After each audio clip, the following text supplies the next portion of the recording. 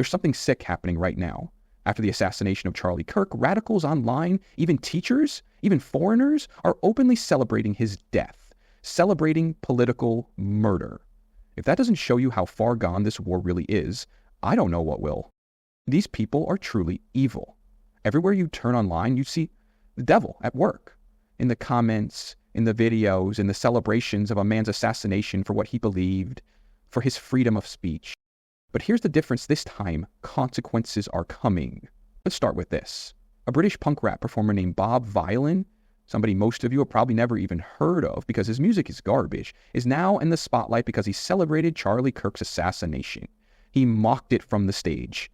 Just take a listen to this garbage human. I want to dedicate this next one to an absolute piece of a human being.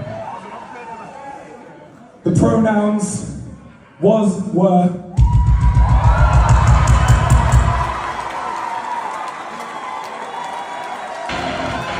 Because if you will get banned. Rest in peace, Charlie Kirk, you piece of shit. This is the evil we've been talking about. Everywhere you turn, you see it. Online, in classrooms, now even from foreign performers on stage. Celebrating political assassination, making a mockery of freedom of speech. That's not art. That's not protest. That's pure hatred. But here's the good news. Senator Marco Rubio just announced that the State Department has revoked Bob Vylan's United States visa. And this is what we need to start seeing more of. And now we also have Representative Nancy Mace is demanding that schools cut ties with any teacher or administrator who cheered Charlie Kirk's death. Her words couldn't be clear. We don't fund hate, we fire it. What you're seeing here is an official congressional letter from Nancy Mace, and it's not just a statement, it's a plan of action. She's telling the Secretary of Education that schools must take immediate steps against any teacher or administrator who celebrates Charlie Kirk's assassination.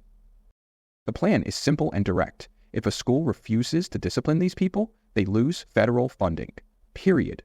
No taxpayer money should ever go to institutions that justify political violence.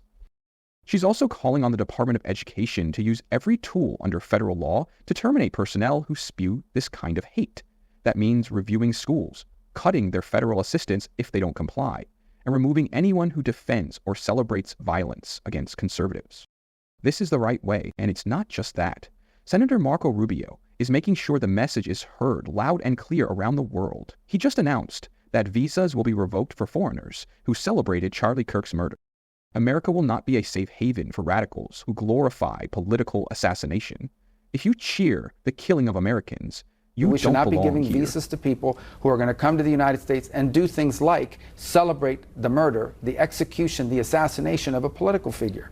We should not. And if they're already here, we should be revoking their visa. Why would we want to bring people into our country that are going to engage in negative and destructive behavior?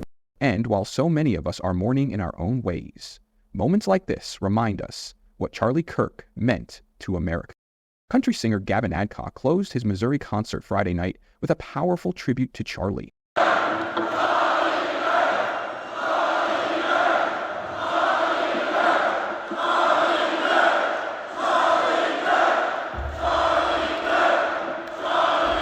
Jesus loves every single one of you in this place tonight.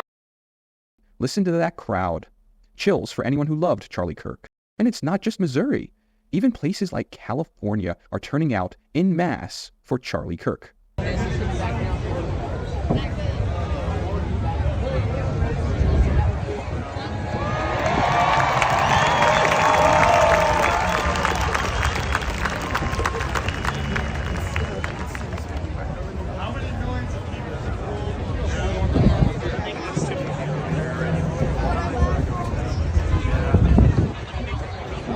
Look at Huntington Beach. Thousands gathering, chanting his name. The future of America is bright because this movement isn't going anywhere. Charlie Kirk's voice may have been silenced, but his movement will never die. We are all Charlie Kirk now. And that brings us to something important. There's been a lot of talk about who will replace Charlie Kirk. The truth? Nobody will. There will never be another Charlie Kirk. His movement will live on, but Charlie himself can never be replaced. But that's the beauty of it. His impact wasn't about creating one successor. It was about inspiring millions. And as long as we carry that fire forward, Charlie's voice will still echo in every fight for truth and freedom.